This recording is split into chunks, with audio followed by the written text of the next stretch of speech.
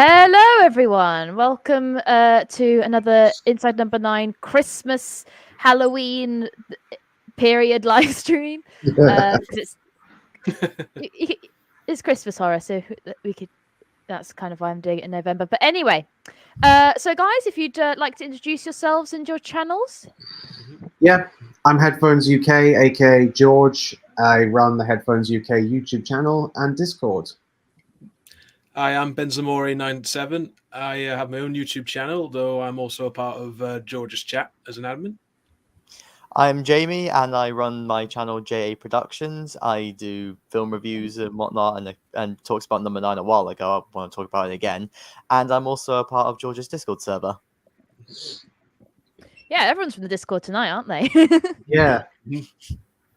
Okay, so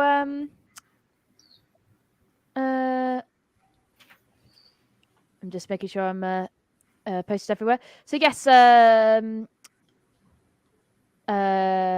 was I going to say?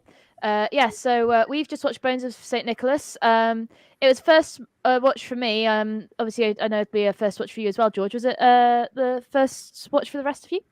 Yep, for me it was. No, it wasn't. I first watched it when it aired live back last Christmas, so it's nits, but I haven't rewatched it since. So yeah, this is my first viewing in nearly a year. Yeah, I remember seeing the trailers for it, but I hadn't seen Inside Number 9 yet. But yeah, I remember the trailers for it. So yeah, I'll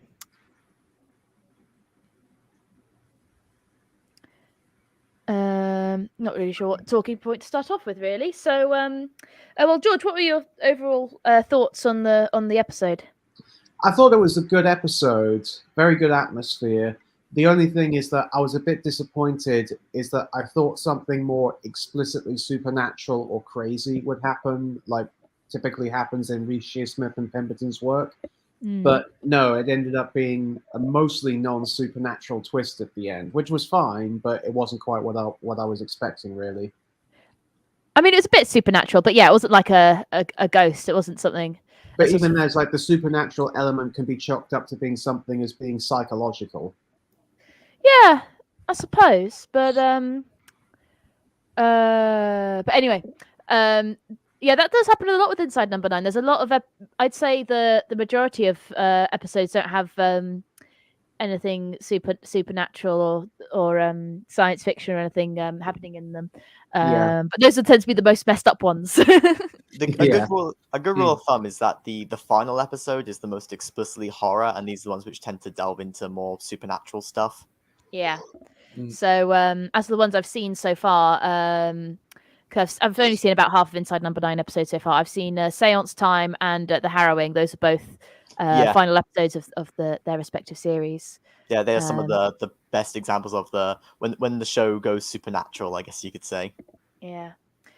And of course, The Harrowing is one of the only episodes to not have Steve Pemberton in, because it's just Reece Shearsmith in that. He's brilliant in that. But anyway, so Ben, what were your overall thoughts? I thought it was a pretty solid episode. A lot of build up, but the payoff I think is still a little bit like it's good, but like George said, it's semi super. It's not really supernatural as such. Well, it kind of is, but in the same time, it's more supernatural in the sense it's more as if that guy could have preempted what happened, either from like a dream or something like that, which is a bit more, a lot more subtle. But at the same time, like because you're kind of expecting, sort of a more extreme sort of payoff, and this is based on a guy who's only seen like 2 episodes of the show so far. Like I'm kind of used to it being more extreme with the twists with it. This twist, while it's good, it works, but it's kind of like just run of the mill. Acting is the act is really good fun, and it was interesting to see what's his name, the guy who plays Simon Callow. That's right, yeah. Although his character is it was pretty much one for one his Charles Dickens role from Doctor Who, right down to pretty much was, yeah.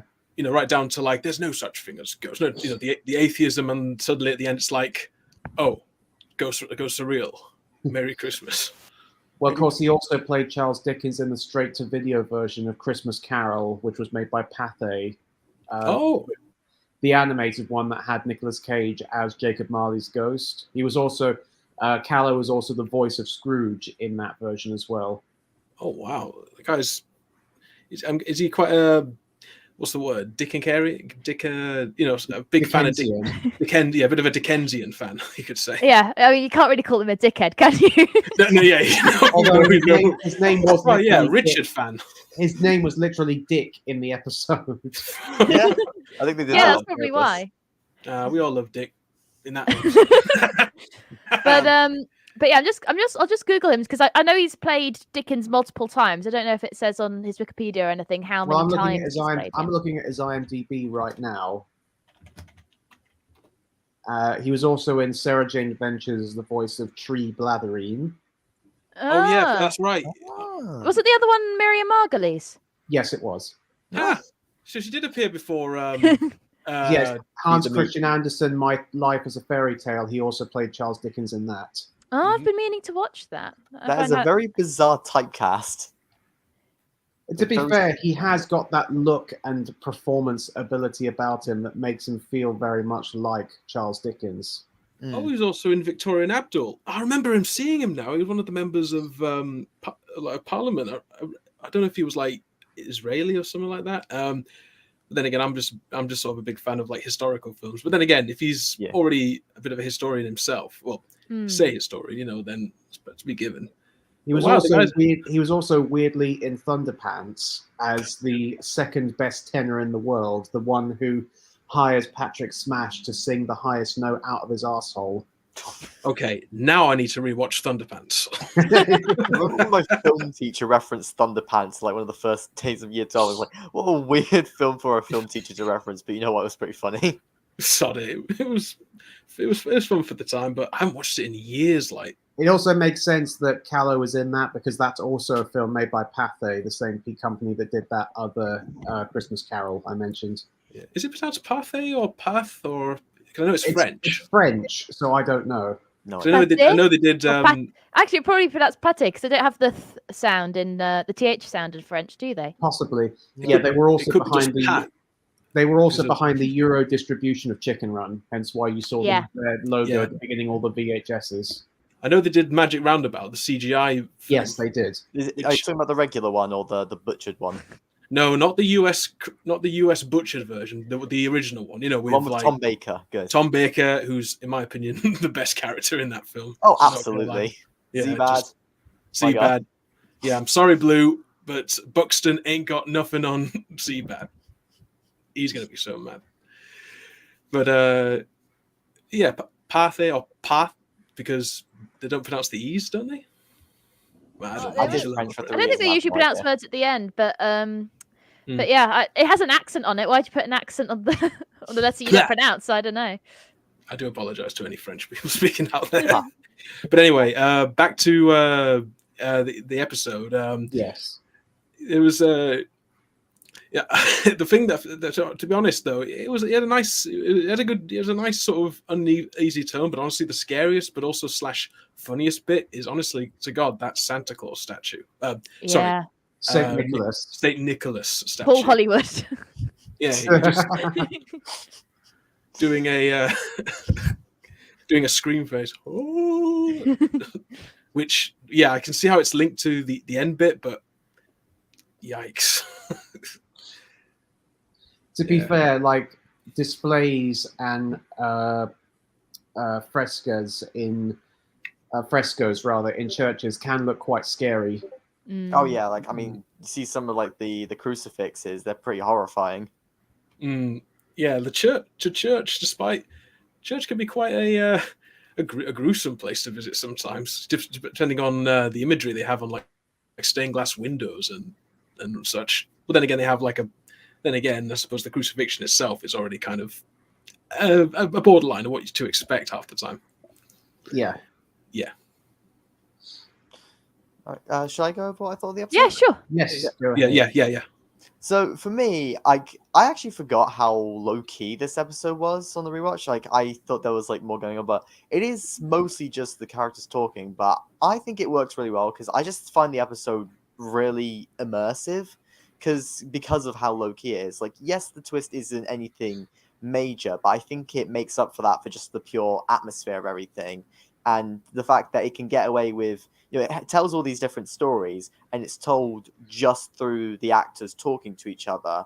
And I just find that really impressive that it can immerse you within just from dialogue and performance and a bit of direction as well. Mm. I just think it's really just technically well made, and Oh, it is, yes. And Yeah. I quite like this. It's nothing mind blowing, but when I first watched it, I had the kind of reaction, and that's kind of what I wanted from any number 9 twist, to be honest. Yeah, absolutely. And I will say though, is like in terms of the technicals, yeah, technically speaking, it is very well made, but it does have that problem that the more the episodes of this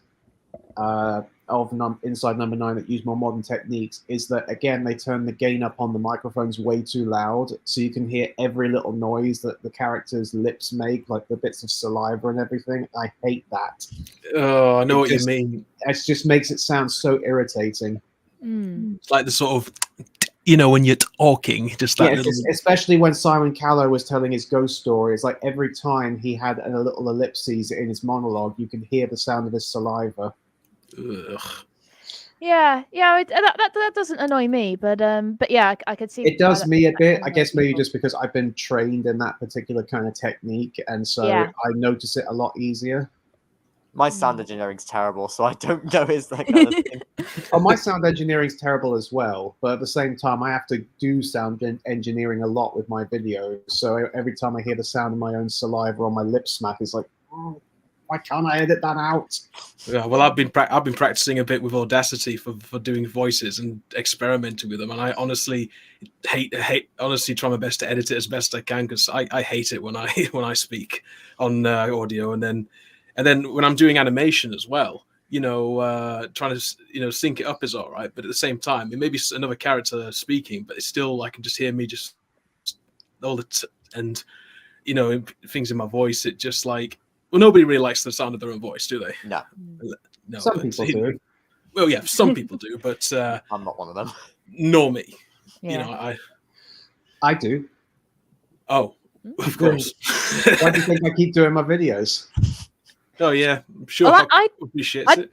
I don't mind watching my videos, except when other people are like if my dad's watching one of my videos and I just feel like really insecure. Yeah, I can't be in the same room. I'm exactly the same. Yeah, if someone's watching one of my videos with me, I just feel really awkward. I don't know whether any of you guys have ever seen the film Whisper of the Heart, but there's a moment where Love that film.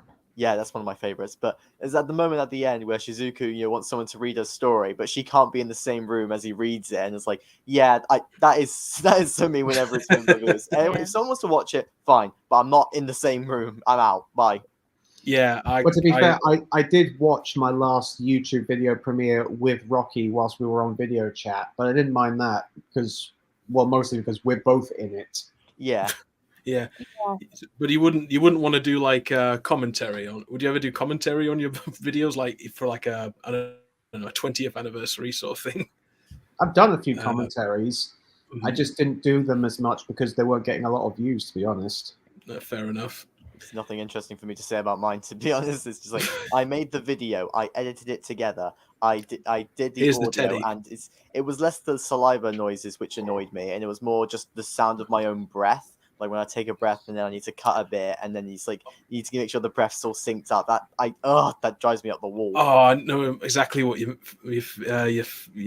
talking about, mate. Because I did like an experiment with doing a Dalek voice, but all I can hear is at the end is trying to sound all creepy and robotic, but then at the end I just hear the just like the sigh of relief afterwards. What you need to do is do it in front of a fan. And then that distorts your voice. Yeah.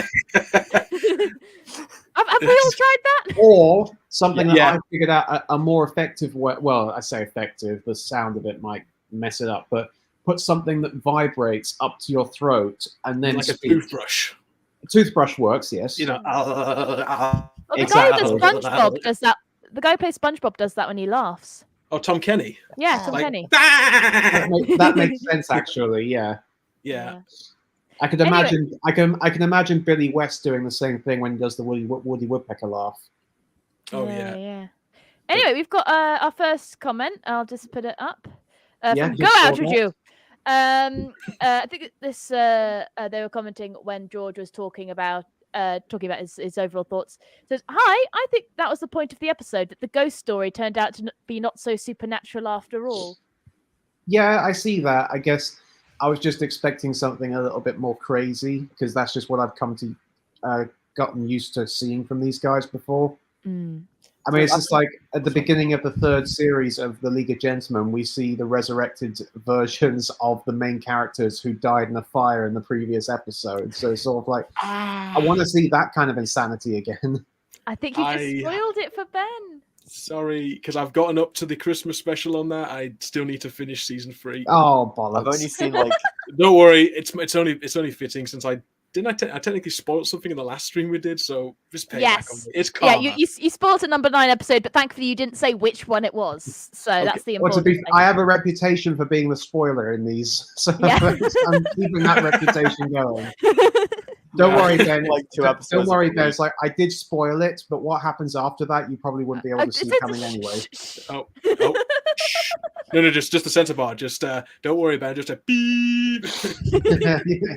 Just Huck comes in and just puts the center bar on front of the camera. Just get Huck's puppet and then get like a piece of card and cover your camera.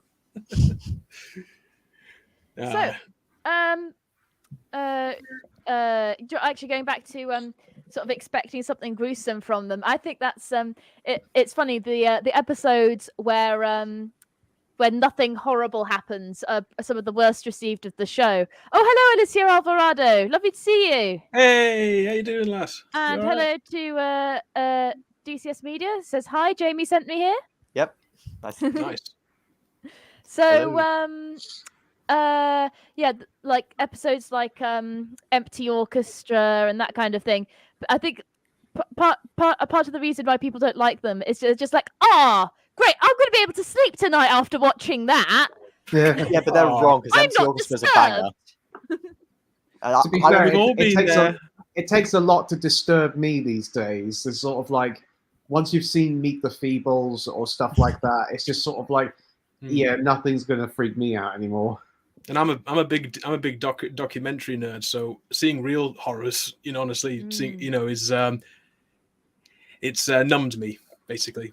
Yeah, I'm reading a very depressing book at the moment about war and Eastern Europe in World War II, and I don't think anything can compare to that.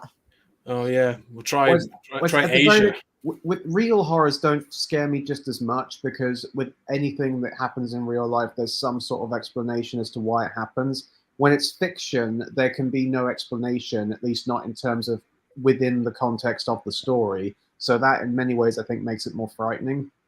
Yeah, like the mystery of the unexplained. Yes. Yeah. And there's nothing more unexplained than Meet the Feebles, because you just watch it, and every other minute you're going, why is this happening? I'm going to look it up now. Talking about being desensitized, I was just saying before we went live that I was watching some clips of what was it? Robin Hood, Prince of Thieves, and I someone mentioned it on Twitter, and I looked it up, and the original reviews, apart from Kevin Costner hasn't put on an English accent, which apparently was the director's request because he thought it would be distracting. Him putting on an English accent. So boring. He had to change his accent in order to stand out. Wow. But Stupid. But anyway, so he but yeah, the most of the review critics at the time were saying that it was depressing, and I'm like, how is it depressing? Is it dark? Yes, but it has lots of dark moments. But it is such a fun film. It is a fun romp. It is exactly like the 30s one in terms of being a prime popcorn movie. Yeah, right down to a corny as hell villain. Well, to be fair, in the Errol Flynn. Actually, no, Basil Rathbone was in that movie. Yeah. But in the Errol Flynn version, there were technically 3 villains. There was the Sheriff of Nottingham, there was King John, and the Duke of Northumberland. Oh yeah, Forgot about Northumberland. It's been a while since I saw Adventure Robin Hood. That was like back in January or something. So yeah. it's been a He's little actually bit. he's the only Robin Hood villain I've no real knowledge of. And it's funny you guys mentioning Robin Hood, because just before we came live, I was actually looking up the real ballads of Robin Hood. Like the very early literary source, because I was actually watching Tony Robinson's History of Robin Hood. Oh, Which- cool. Yeah, and it was interesting, and also best part about it is learning where Robin Hood supposedly really came from. Not Nottingham, he was a Yorkshireman. From up north then. That's right, it's from up north, not far from York. In fact, used to rob the them abbots from like St Mary's Church. Anyway.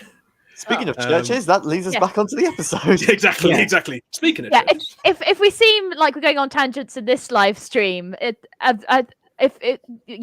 went from far more last time. Yeah. I think we talked about every show that wasn't inside number 9. We had a great time doing it, but Yeah. I do I wanna wonder what we'll say- talk about in the next one. I do want to say in relation to this episode, particularly since we have it on this screenshot, I don't know if it was just Steve Pemberton's natural age or the makeup, but he does look very old and frail in this episode. As like he definitely looks like he's lost weight. He's got kind of that Timothy Spall thing going on, where he's lost so much weight that it makes him look very weak and feebled now. well, yeah, this was from it was from last December. So yeah, I think he has lost weight more recently. Yeah, I mean he's Because he was always a bit more of a rounder, heavy set kind of guy. I think the hair definitely adds a little bit It to does, it. Yeah, yeah. obviously he I was think wearing a wig in the last episode we saw him. Yeah. in. Oh yeah. I think they have put a lot of makeup on him still, but yeah, so it does kind of work with him. It also makes the ending with when what happens all the more shocking when it's such a weak, feeble old man having it happen to them. Yeah. How old is he now? Like it says he was 74. 74. Okay, so jeez. He's getting on a bit now. Wait, are we talking about Simon Callow? Or are we talking about Steve Pemberton? Steve Pemberton, sorry. Simon Callow's probably even older. I was gonna say, like in his 50s. All right. Oh no, Simon Callow's the exact same age. He's also 74. Oh, so Wow. Anyway. Oh, still right. But yeah, I mean the makeup was pretty good on him. Nothing too not too crazy though. But then again, I've sort of because I'm quite new to a lot of his stuff. I'm sort of more used to seeing, like, when I look him up, I'm more used to seeing him sort of aged a bit more since like the heydays of League of Gentlemen and Psychoville, which are Ever watched Benidorm? no, not yet. No, but I'm not really in a rush to watch it, to be No, honest. neither am I. It doesn't look like Same. my kind of thing, but he's one of the main characters in that show. Ah, okay. Well, something that with him in that is great. Happy Valley. He's amazing in that. I still he's haven't only in seen series Happy 1. Valley yet. I need to see it. I too. wasn't going to watch it because it sounded depressing, and then I ended up watching it. Oh, wait. Yeah, it's really brilliant. Oh, wait a minute, Happy Valley. Oh shit! No, wait a minute, I have seen that. The one with Sarah Lancashire. Yeah, And plays the sergeant who wears the high vis jacket. yeah, that's right. I have seen that all the way through because my family pretty much binge watched that, and it was actually pretty good. If a little depressing, to be honest. Didn't really watch it. Well, that's the whole idea of it is meant to be very depressing. Yeah. Yeah. But Great dialogue though. There are some funny lines in it though. But Also, I just want to say we completely messed up Steve Pemberton's age because yeah, just put in 56. Yeah, not I was saying 74, he's whatever in it his is. 50s. He's like the same age as 56, Reece yeah. Shearsmith. He We does do look older than Reece Shearsmith, but yeah, they are about the same age. Oh, dear. If he is watching this, we do apologize. DCF Media just did a really funny comment. It's like, are we forgetting Pemberton's best role, that vicar in Mr. Bean's Holiday? Yes. Oh my god, he was in that, wasn't he? I haven't seen that since I started watching Steve Pemberton, but yeah, I saw that going through his wiki page. I think There's a lot of really good actors in that movie. There's Willem Dafoe's in Willem that Dafoe. movie. Yeah, Willem Dafoe, of course. Willem Dafoe's the pretentious film director. My God. Yeah. Mr. Bean's Holiday is definitely the better of the two Mr. Bean movies. Oh my god, don't get me started on the other one. Let's get back to this. Bean. Because oh god, I hated that film. But yeah, so what do you guys think of Steve Pemberton's character in this? I get the feeling we're supposed to maybe think he's a bit of a selfish dick, but I mean, to be fair, we don't find out. Like, he gives us this sympathetic backstory, and then by the end, it's implied that it was all made up anyway. Well, I mean, he especially does- he does it's kind of get to- implied by the fact he gives two different ones, Yeah. but it could be that he's getting rid of the couple. So Yeah. Well, let's be fair, we're kind of annoying. And if you were in a church with them, you'd probably want them, just go away. Just go They away. were a bit annoying, but I don't know. I found them kind of fun. Like, Yeah, they're the I kind think- of characters who are annoying to the characters, but not annoying to watch. Like, they're enjoyable Yes, to watch. It's just exactly. Yeah, I quite in enjoyed them. Jasper's It's like, I position. wouldn't have mind hanging out if it was just for one night. I'd quite enjoy hanging out with them. Yeah, well, I mean, okay, they were fun to watch, but at the same time, I can but let's just say I'm kind of easily seeing other fella's perspective on why they're annoying, because he is trying to legit have some solace, you could say, a bit of solitary time, and trying to do his work, and these guys are just sort of mucking about to, which could jeopardize his work as well. Yeah, because they imply it's like they make it out like he's doing what he's doing for genuine solitude and contemplation, but yeah, the clues are planted that he's up to something else, and then it's revealed at the end that he was in fact. Yeah. Yeah, but yeah, I enjoy the character, but I think Jasper, Steve's character, is definitely, like, I think he's meant to be sort of the least interesting one, because his main role is just to get the jawbone and then leave. It's like, I mean, he doesn't, but he's kind of just meant to be the grumpy sod, essentially, and it's more the other characters, like Dick, who's telling the stories, and the couple who are there to be entertaining and have their own little emotional side story. Am I the only one who kind of chuckled when he put on that St. Nicholas robe? Because the only thing I was kind of thinking was, once more the Sith will rule the galaxy. The attempt on my life has left me scarred and deformed. No, it's like, once more the church will be cleared, and I shall have peace. Oh. Well, let's go to these two. I think both Risha Smith and Steve Pemberton, and I think it's partially their acting, partially their writing of, like you said, really good at doing characters that are annoying to other characters but are not annoying to the audience, and I think that's really difficult to do. It is, yes. It is very easy to just have and a lot easier to just write a character who is annoying to the audience as well.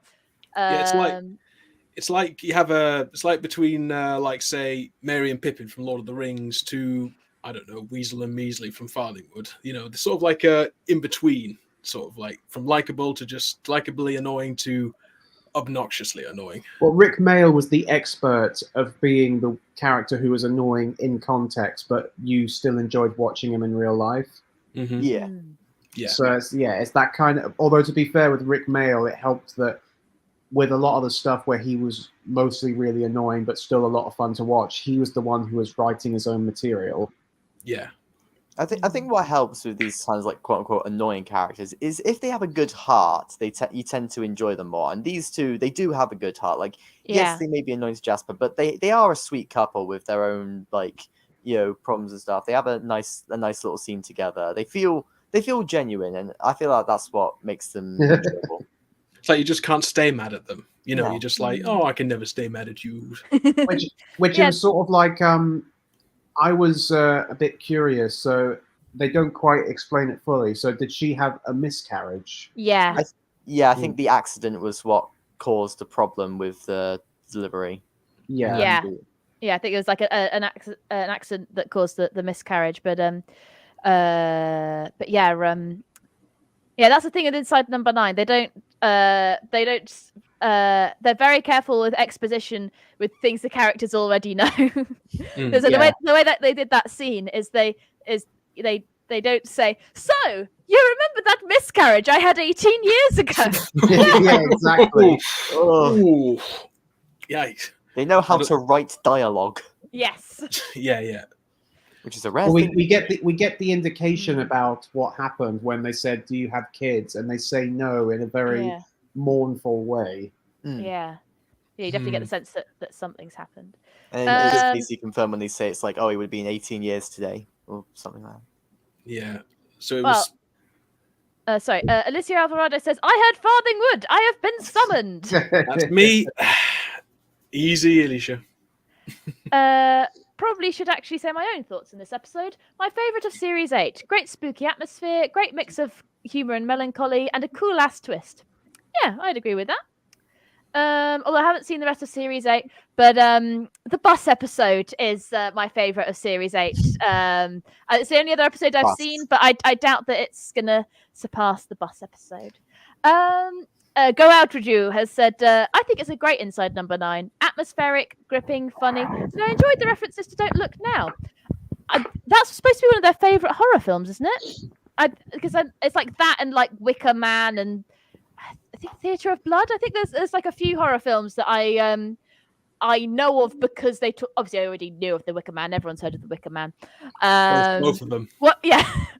One way or another, people have heard of the Wicker Man. But yeah, I think it's a good. But yeah, I know I've not heard of. A lot. I admit I've not heard of Don't Look Now. It's like when I heard the title, I thought it was one of those later Hammer House of Horror pictures that just had one word, which was like stop or like don't go in the attic or something like that. Or Cat People or something like that. Sounds like a Jordan Peele film.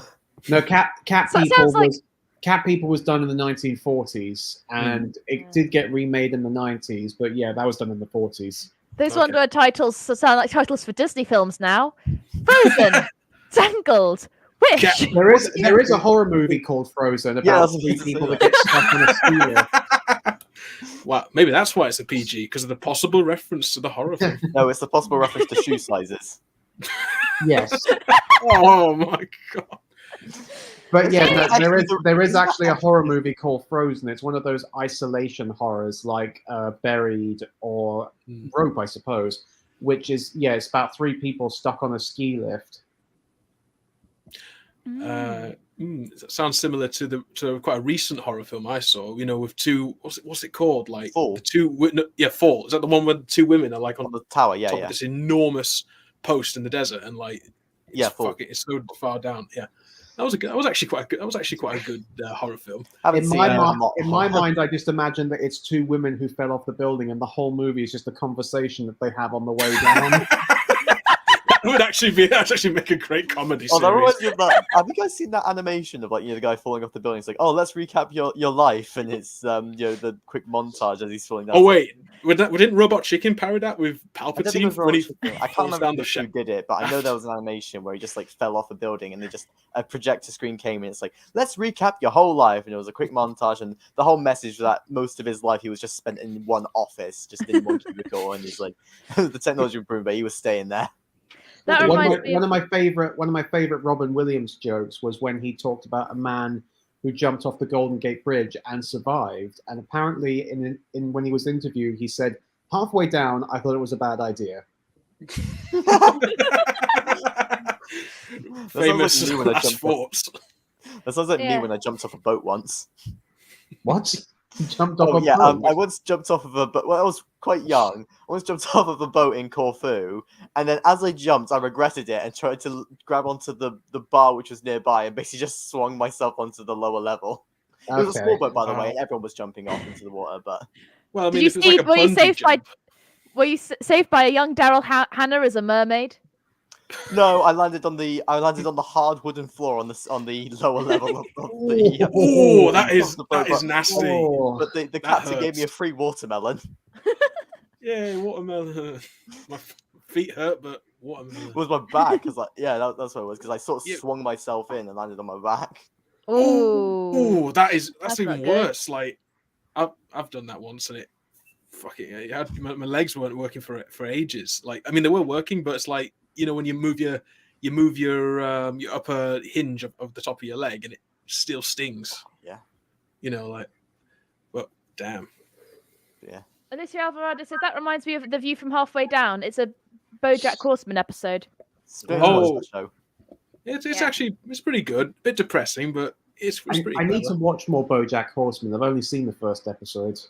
Yeah, I've Yeah. never seen it, but And yeah, I find that generally with adult cartoons, the first episode is normally the worst episode overall. So I should probably watch more. It did take me a bit to sort of get into when I first watched it, but after a while, you know, like, well, let's just say you're so intrigued with how things are, you forget the main character's a horse. You know, That's not meant to be the point of the whole thing, but it's, like I still regard the worst episode of Rick and Morty as the first episode. I watched like 10 minutes of the episode and turned it off because I just found it too annoying. The improv in the first episode is off the chain. It's not very good improv either. They do mellow out more as the series goes on, thankfully. DCS Media says Jamie bloody hates horror movies. I don't hate them.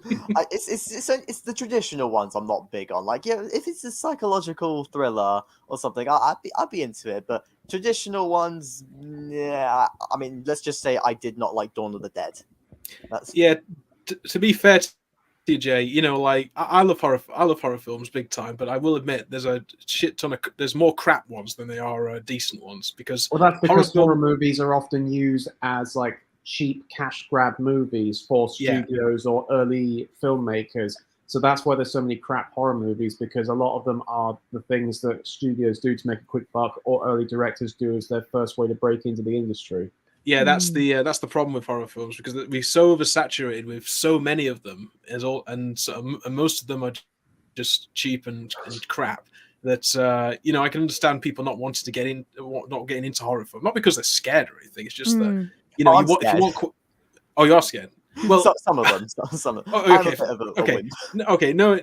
But yeah. But I'm talking more like, I think half the people who don't want to watch them, apart from perhaps being a little nervous of them, is also because they're probably not going to get, like, 9 times out of 10, they won't be getting like a quality experience, at least not on a similar level to like, I don't know, like a great like in the genre of sci-fi. You have like Star Wars, Star Trek, you know, blah, yada yada yada. There's so many. It's just basically like a lucky dip half the time, you know.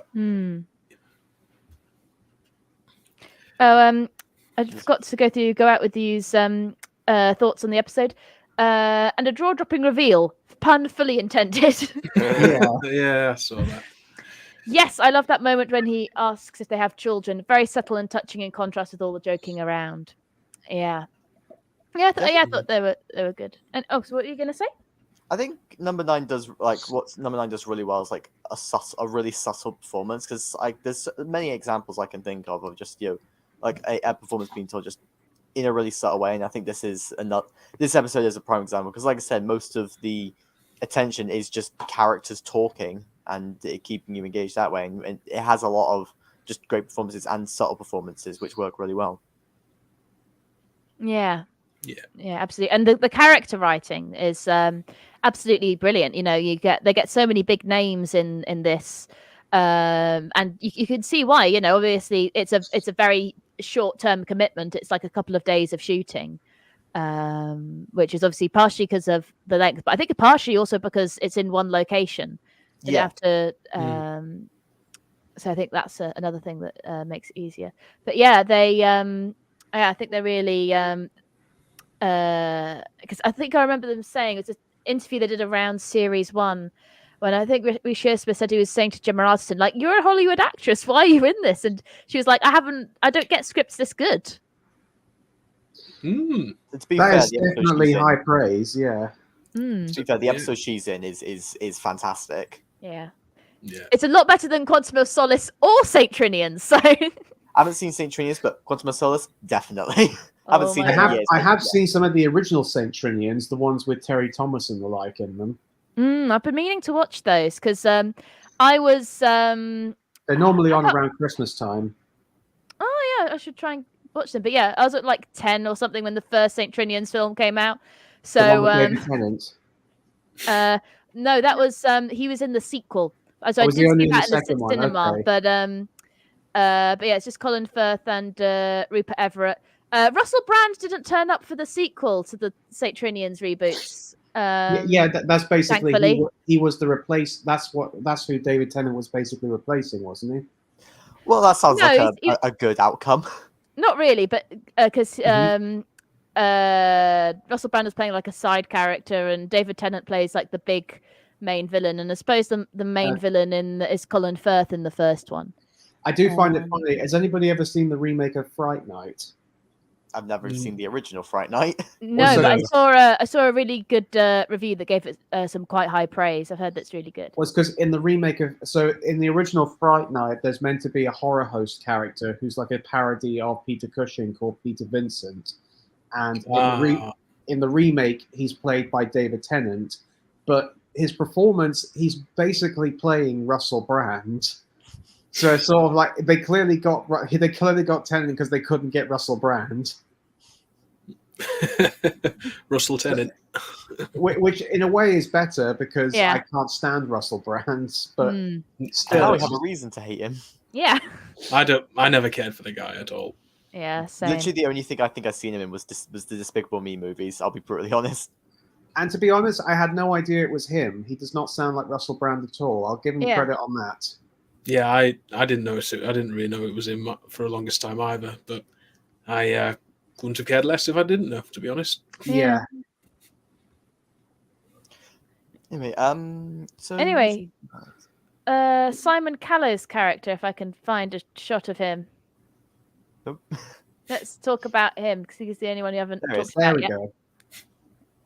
Doing the Saint Nick look. So yes, obviously, we're talking about him being known for playing Dickens. He's actually Dickens was known for, obviously there's Christmas Carol, but Dickens was known for, I think he wrote quite a few other ghost stories, like Christmas ghost stories, Charles Dickens. Yeah. So yeah, I'm sure just because of the theme, Simon Callow was chomping at the bit to get this one. Champing. Champing, that's it. Champing. I watched that episode yesterday. I'm not yesterday. The day before yesterday. So very fitting. Mm. You were saying Enchanted Essays Yeah. about So yeah, I think it's obviously an appropriate role for him to play, and yeah, it's a quite a small role, and he does it really well. Mm. Well, he tends to do really good in everything. I mentioned he was in Thunderpants, and to be quite frank, even though that movie's shit, he actually does a pretty good job in his particular role, which is weird because it's a more comedic role, and it's weird to see him play a more comedic role, but he actually pulled it off pretty well. To be fair, though, I've seen, even in like Doctor Who, when he played like Dickens, I still kind of thought he was still hamming it up a bit. So I can easily see him playing a good hammy role. Yeah, He was I'm quite in the sense like he was hamming it up because he was in Doctor Who. At the same time, he still added a sort of a weight and gravity to the role that made it still feel like this was Charles Dickens we were watching. Yeah. Of course, he had to do that for that scenario. But I mean, it wasn't saying, like you he know, was like, when he doing plays- like when it wasn't like when Alan Cummings played King James the First. It wasn't quite that hammy. Very true. Alan Cummings is the only thing I remember about that episode. Yeah, me too. I don't think I've seen that one. That was called The Witch Hunters or something like that. It was one of the episodes of the first series of Jodie Whittaker's run. Yeah. I haven't seen any of Jodie Whittaker's run. I yeah. gave up when Stephen Moffat went, okay, well, I'll leave Doctor Who now. Oh, but I'll stay on for a bit longer. I'll leave Doctor Who. No, but I'll stay on a bit. Like, no, leave. Like, I only like one episode from her series, unfortunately. Is that the first one? No, it was what's it called? Something of Punjab, when it was set in India. Punjab. Okay, Yeah, that was an favourite okay from episode, but no, I still feel like the first episode of the Whittaker run is still the best in the overall Whittaker run.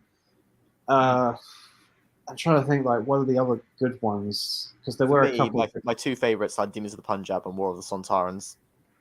Yeah, that's one. The Sontarans is pretty good. The one with Nikola Tesla, I really liked. Yeah, that was good. It's annoying because, to be fair to Jodie Whittaker, although a lot of her episodes weren't that great, a lot of them had some really decent concepts in them. Like I loved like the Lone Cyberman. What's his name again? Ashad. Yeah, Ashad. I thought first of all, I thought his design looked fucking cool. But Well, that's the problem. That's the problem with Chris Chibnall in general. Like his best episode that he ever wrote for Doctor Who is still probably Dinosaurs on a Spaceship. mhm. But it's sort of like, even when you look at the stuff that he did, Jay disagrees. I hate that story. no, I think it's a pretty good one. But if The you only look good at thing about it is Mitchell and Webb. well, but if you look at some of the other stories he did before he was head writer, like 42, The Hungry Earth, and stuff like that, they're very melodramatic and a little bit preachy. Hungry Earth Cold Blood is like the most melodramatic story ever. It's so melodramatic, it annoys me so much. Yeah, I have a question for you, Jay. Would you rather watch Spaceship Full of Dinosaurs or John Pertwee's Encounter with the Dinosaurs? John Pertwee's Encounters with the Dinosaurs, absolutely. Wow. Oh my god. Also, I know I said So that in Dinosaur Spaceship, the only thing I like was Mitchell and Webb. I also like Brian. Brian was cool. He was all right, yeah. Brian the Triceratops. No, Brian, Rory's dad. Oh, that one. Wait, Yeah. yeah. Oh wait, played by Arthur Weasley. I can never remember his name either, but he plays Ron Weasley's dad in Harry Potter. Yeah, Arthur Weasley. That's his character's name. I know his character's name more than the actual actor. Just because I think everyone goes, "Oh, that's Ron Weasley's dad." Whenever he's in anything. Mark Williams. Yeah. That's My it. dad He was showed also- me he was also a regular extra in a lot of BBC sitcoms in the late 80s and early 90s. Fast Show, anyone? Yeah, Need to my watch dad that. showed me that for the He first was in the time Fast the Show. other day. Yeah, he was also in Red Dwarf. He had Oh a yeah, he was. Was he in Red very Dwarf? very Bit of minor 1K. role. He was a very minor role in Bottom in one episode as well. That's Ah. right. He was. He was. What are you doing with my bird? But what? Who are you? Well, you're obviously some kind of arsehole, aren't you? Yeah, that's the one. You know, gives him the bumps. But yeah, no, he was a regular extra in BBC for a long time before he moved. I think like him being Arthur Weasley was like his big break as an actor. Yeah, it was, and he was great, and I liked. Yeah, he was very good. You know, the pure blood the pure blooded wizard trying to learn about us muggles, amazed by a rubber ducky. Yeah, what I exactly? think to be fair, it's like it's still a little awkward. It's like even though the Weasleys like Muggles, they still kind of look at them in an othering kind of way when you think about it. Yeah, it's like someone who was kind of brought up in thinking. It's kind of like someone who's brought up for thinking a certain way about, I don't know, someone abroad, and then they're just like, "Oh, I want to be friendly, but I still don't understand you." It's like not understanding the room of it. It's like a middle like they're class. trying to- It's like a middle Yeah, class pretty much. person talking to somebody from India. Pretty much, yeah. As a faulty. Yeah, precisely. Don't mention the war. Pretty much that scenario. But yeah, Simon Callow did do a very good job in this episode, and particularly, even though I didn't like the way that they recorded his monologue, the ghost story he told that spectacularly well. Mm. He's got such a commanding voice. Like he demands does, your yes. attention, and it's like he can tell. He could probably read his shopping list, and you'd be interested. Yeah, actually, has he done a few audiobooks on Audible? I wouldn't wonder be if he- surprised. I'm going to look that up. I'm genuinely interested. I'm going to look that up. I Yeah, don't he's, know if he has- he's a similar kind of actor to Derek Jacobi, isn't he? Who, of course, was in the Yeah. last Inside he Number 9 reminds- episode we watched. He reminds me more of Michael Gambon, if I'm being honest. Yes, Yeah, yes, like- yes, I agree. He even looks a little bit similar. He does look a bit like Michael Mm. Gambon, actually. Yeah. Now, Derek Jacobi, he's got a much softer, soothing, almost lullaby kind of voice. Well, of course, he does in the Night Good. Garden. Yes, man. Knew that was coming a mile away. Well, it's also Michael. he was also Nicodemus in Secret of Nim. True. Yeah, he was. I still haven't seen that. Must get round to watching that. Same. Fantastic. film. Well, that one Fantastic. lost the poll, so we're not watching that on Saturday on my Discord. Oh, My we rage is real. No, I'm kidding. By one vote. Oh, One All God. and won by one what vote. one? One vote. Yeah, literally. But which film won? All dogs go to All heaven. does go heaven. Anyway, DCS Media says a bid you all farewell tonight. Currently editing a video. Enjoyed the stream. Thank you very Nice. much for watching. No Thank you for problem. coming on. Yeah, see you around, dude. Thanks for watching. So yeah, I'm just thinking and what kind of particular areas of the episode we can talk about, really, because because we kind of started basically overall thoughts with giving our thoughts on the twists. Yeah, I liked it. I like there was a bit of build up. I like the fact that when that guy gives his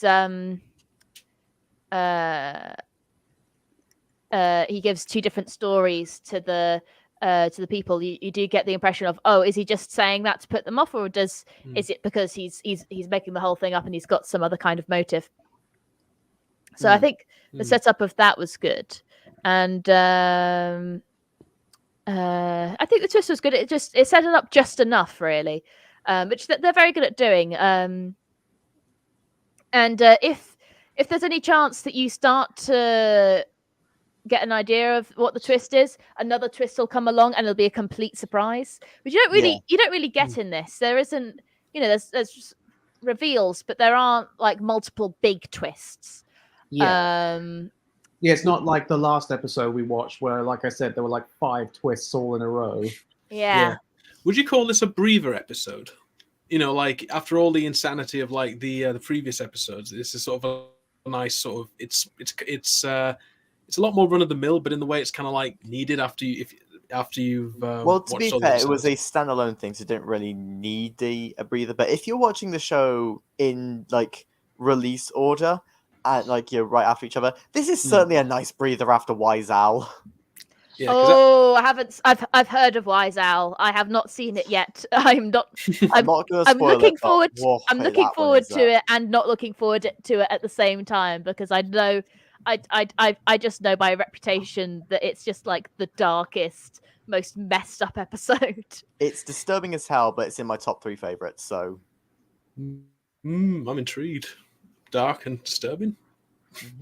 Yeah, I haven't seen it yet, but I'm already hooked. I mean, it's got animation, so.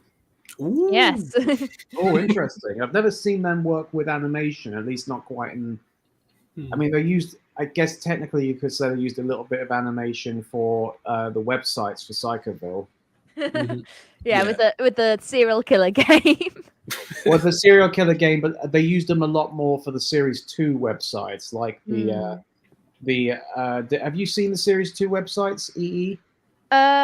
I have, but I think most of them I haven't looked at with Flash, so or with the Flash replacement thing they've got now. But yeah, I think there's more interactive stuff on there, but that means that more of it doesn't work. So yeah. But that reminds me, I have done that John Aird interview. That was at the beginning of the month.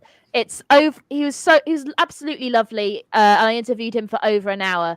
So and he opened up his old files on the Psychoville websites and showed me what they look like and talked me through it. And he had the questions of the black gloved man. So we now know what the questions were in the game. So yeah, it's over an hour, so I'm gonna edit it down, just like not like massively cut out stuff he says, but just cut out me being awkward mainly. make it a bit more presentable. And so yeah, that will probably come out early in the new year. I'll probably only release 2 videos next month, but they're both relatively short, and I've written both of them. So so yeah, in terms of the next stream, I'm on Monday. We're going to be watching the League of Gentlemen Christmas special. Yes, finally something I've seen this time. I'd argue that the League of Gentlemen Christmas special of all the League of Gentlemen franchise is the darkest thing they've ever done. It is so far, and I love it. Like. Yeah, because I won't say I should really save this, but for then. But honestly, it was generally it was probably my favorite League of Gentlemen episode so far as a whole. So far. So I'm looking forward to this. Yeah, I read through the scripts recently, and because I've got the scripts in that book, which is just wonderful. I haven't read all the way through it yet, but I made sure I looked at every single picture. Like the night I got it, I was like, right, I'm not going to bed until I've seen every single picture in this book. And it's great. He's got stuff like Jeremy Dyson dressed up as Reese characters, like Jeff, because of course he was the double for Reese in a lot of episodes. And but anyway, yeah, maybe we'll get to chat about that. But I'm trying to remember. Is that the episode or the one from series 3 where that dysfunctional couple, they they're in a little casino area and they say, "You remember what our marriage therapist said?" And they turn and the marriage therapist is at a slot machine. He's going, "Not interested, not interested," and that was Jeremy Dyson playing the role. it's not the Christmas special. It is series 3. Yeah, I thought it was series Beauty 3. and the Yeah. Beast. All right. Yeah, That was a weird episode. yeah. Again, we won't spoil it for Ben, but No, I'm not going to Don't spoil worry, that one. I'll That move my episode headphones was away from until you finished. Like But I said, yeah, I haven't really watched much of League of Gentlemen at all. Like, I need to get around to it. I will. It does work as a standalone, the Christmas special. I'd say it is. It does work as one of those sort of portmanteau anthology horror kind of thing. So it's 3 stories within a framing device, and yeah, I think it's really good. And we get a lot of Bernice, who I think was we see very little of in series 2. She had sketches written. They had written sketches for that character, but they ended up not using them, which is why they focused on her for the Christmas special. And anyway, go out, would you? They said, looking forward to that. Love the League of Gentlemen Christmas special. Yeah, I Me think too. Yeah, I think I can't think of anything that they've done, that League of Gentlemen have done, that I haven't liked. I can think of like 1 or 2 characters in series 3 that are like minor characters that I didn't like, but I did that's say that it. series 3 is the weakest one. I think series 3. I think it's in some ways it's stronger in some ways and weaker in some ways. I think the sketch kind of stuff. I think some of the because it's sort of stories, but then there's occasionally sketch kind of stuff with other characters. I felt like yeah, I think the characters are hit and miss. Like Dean Tavaloris, obviously brilliant character from out of those sort of little sketch characters, but the dog cinema one, I wasn't sold on that. But I always the way I look at the League of Gentlemen series is that I look at the first series is the funniest, the second series is the darkest, and the third series has the best story. Ooh, interesting. That's the way I look at it. Yeah, I probably say the same thing, but there are some bits in season 2 that I find hilarious. You know, like probably more hilarious than in season 1, but yeah, I think it's probably down to it being a bit darker as well, and some of the humor being a bit more, getting a little bit more into its footing as well. You know, yeah, and the second series I feel has the darkest overall tone, although there are definitely a few episodes of series 3 that arguably go a little bit darker, but there are only a few standalone ones. Yeah, that definitely has an effect on the tone. I do wonder if those little sketch characters would have worked better if they were spread out throughout the series instead of all being in one episode. But yeah, I'm not sure. But I do wonder. Anyway, go out with you. I'm still, even though we're not doing Psychoville, I'm still trying to do impressions, and they're still terrible. We'll have no impressions in here. Series 3 is definitely my favourite one. More mature and deftly written, and very deftly written. And I love some of the new characters like Dean Tavaloris. Yes, and he and there are 1, maybe 2 other characters, but him and Billy Baggs are really good in the panto. Wait a minute, his name's I just remembered his name's Billy Baggs, which also means that he shares the name with the guy who did those Doctor Who bootlegs in the 1990s. Bill Baggs. I know, Barry Baggs, that's his name. I got confused because I watched your video on the BBV Productions thing the other day. Very good video, by the way. Thank you. Yeah, definitely. I need to rewatch that one actually. It's weird. It is always a bit confusing, the fact that BBV stands for Bill and Ben Video, but it's got nothing to do with the Bill and Ben Flower Pot Men show. Well, if they could do anything, that's that studio. It's clearly jumping on to the success of other people, and Yes. so makes sense in a way. I've got to say, Alicia Alvarado says. Alicia Alvarado says 4 days till the All Dogs Go to Heaven stream. Yay! Yes. You're all invited. And then to go alongside the dog movies, we'll watch The Plague Dogs. Oh God, no! Yes. No, I'm not watching that. I haven't seen that, but I've seen George's review. Yeah. I watched it back in August. That was interesting. Yeah, I remember. Like, I will admit, like, as dark as that movie is sort of like, I think Watership Down is probably overall darker, but there's still like that scene with the shotgun. Not spoiling it for those who haven't seen it, but that scene with the shotgun, it's like I'm still amazed that they can even do that. I love showing that to all my friends. Be like, hey, I watched a nice little dog movie over the weekend. This is what it was. I need a dark dog movie, like I need a hole in the head.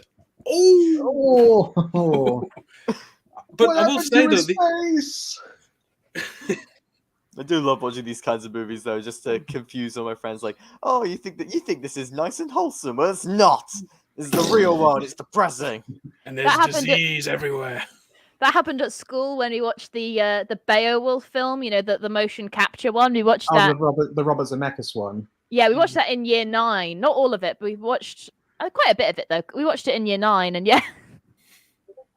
It's like I admit I've not watched that movie, but isn't there like a scene where Angelina Jolie is naked? I think so. I don't know if we ever got to it, but that was shocking. But yeah, it was the gruesome stuff. It was pretty gruesome. But Go Out With You has said Watership Down being, of course, Pop's favorite movie. Bright eye, burning like fire. Oh man. Yeah. Unfortunately, he's not in the Christmas special. I did include clips of him recently because, of course, I did my my Inside Number 9 video essay is finally out. My Halloween video essay came out last Friday. Oh please! Don't worry about being late. My July film ranking came out in September. But yeah, I got 4. Yeah, I still need to watch that one. Actually, I might as well I'll stick it on the watch later now before I forget. Oh, League of Gentlemen. I mean the deadline video. Oh, my video. Oh, thank you. Because I've just been a bit busy. Yeah, so we'll wrap it up here. I can't remember if I already put this. Did I put out Alicia Alvarado saying, "Yay, all dogs go to heaven"? Did I put that yet? Yeah, you put that there. there. Yeah, you did. That's where we talked about the Plague Dogs. So you guys want to end by saying what you've got coming up soon on your channels? Well, I've got a big video coming up that Ben's helping me out with for Christmas. Ooh. Yep. But it's So a surprise. that should come out just before Christmas, pending any potential delays. But yeah, that's going to be a big one. Yep. All I can say is just stay tuned. You're trying to think of something to say that won't give it away too easily. Yeah, that's all I can say. Just stay tuned. Yes. And I've got something completely unrelated where I do monthly film rankings on my channel, and I'm currently working on getting the November film ranking up. And it's got a variety of films. It's got Final Destination on there. It's got a few Thanksgiving movies, even though I don't celebrate the holiday. It's got some, it's got Parasite. It's got some good ones. It's got some bad ones, but variety. And then after that, I'll probably review the Doctor Who specials. I feel like if I ask you guys what you thought of the new Doctor Who episode, we'll be here until midnight. I've not seen We've already yet. had it. Oh, have you not? Okay. Well, No, I'm gonna watch them when they come out, when they're all out, and watch them in one big block because I don't have a TV license, so I'm gonna have to go around someone else's house. And if I'm gonna do that, I might as well watch them all. One of my friends is currently in university. He said, "Oh, I couldn't watch the story. I had to go around to a friend's house so I could use their TV because everyone else was watching like I'm a Celebrity or something." Oh, Squat for Doctor Who. Yeah, me and my family have actually watched it live. Just after Strictly, and yeah, it was. I think that's the plan. Just watch. Just watch them all. Just a sort of our like little family get together sort of thing. We don't really watch much. We don't really have a lot of. We have a lot of different tastes. This is sort of the first time we're actually watching fully, together because it's Christmas and why not Doctor Who, eh? Oh, me and my family, we watch stuff all the time together. We have pretty similar tastes. Like all the comedy shows I watch, I've watched with my parents. Like, yes, I am watching Mongrels with my parents. Oh, you lucky. Because the only thing my parents tend to watch at night is Coronation Street. There's nothing wrong with it's nothing wrong with watching a bit of Mongrels with your parents. I've got my dad to watch League of Gentlemen with me, so Yeah, I mean, I've seen all the episodes of Number 9 with my parents, and some of them are really good to watch with them. Others, not so much. Like, let's just say the episode Mr. King is like watching that with parents is the single most awkward experience ever. Which episode? Sorry, Mr. King. I haven't seen it, but I've heard it's I good. remember which episode that is. It's the one in the school. Inside Number 9. Oh, Inside Number. I thought we were talking about Mongrels. No. Sorry, but yeah, that one was awkward. Anyway, I'll try and wrap things up now. It's wonderful to have you guys. Like I said, on Sunday I'm going to be doing League of Gentlemen's Christmas special. Yeah, thank you very much, everyone. No problem. Been a pleasure. Bye. Bye. Ta-da for now.